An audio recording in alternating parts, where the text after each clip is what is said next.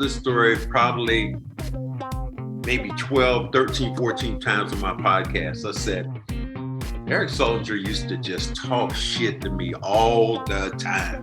And you ain't do this, you ain't do that. You know what I mean? I remember one time you told me, I'm going to talk about you so bad, you're going to want to fight me. I'm like, dude, I'm not going to fight you. But the story that went on was the summer that you left and you came back and you saw me the first day of practice and you're going, I got a newfound respect for you.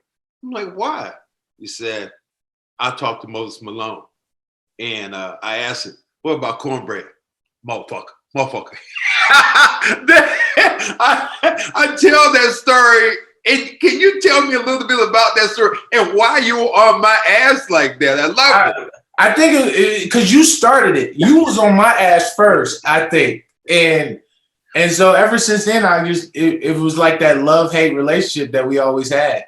And so, you know, as we was going around in the NBA, you seen all the former players, and, you know, we always talk about Lonnie Shelton. That was like our go-to conversation, Lonnie Shelton. So, like, we go around every NBA team, and we ask all the former players, what about Lonnie Shelton? So, for the first time, when I seen Moses for the first time, I decided to ask about you.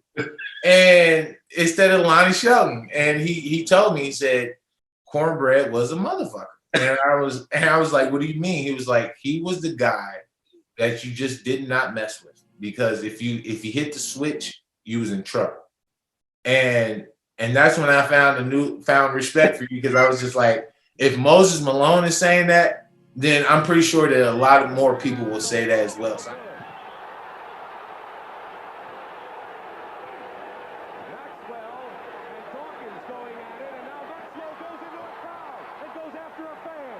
So I didn't need to go searching for Cornbread anymore. I knew who Cornbread was.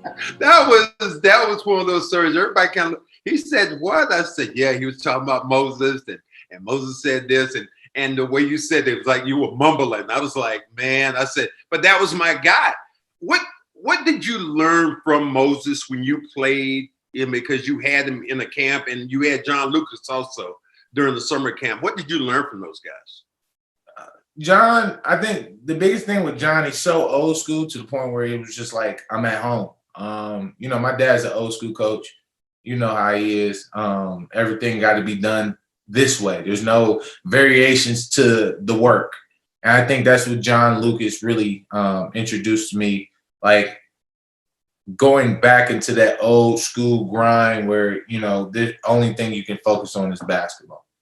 And I think that's what John did. And then Moses always used to tell me, just rebound. That's what he did. Just rebound. Just rebound. And he said that will get you on the floor. And sure enough, I think that year I came back, I was out the lineup and we wasn't rebounding well. And one thing I can do, and I can always do, is rebound. So that's what got me back into the lineup. And talk about Marigold with their stem cell. Research has been amazing. I went and did an evaluation, and I ended up getting a shot. And I'm hoping right now I'm going to be back on the court. These guys were brilliant. They communicate well. They give you an education on what it's like, and that is what really, to me, won me over. Because not only were they going to give me an operation, a procedure, but they were going to educate me about this procedure. And in learning and being comfortable, that is how you get well, and that's how you become partners. And my big shout out to those guys. They did a fantastic job. Check them out at marigoldmedical.com. That's the place to be. You know,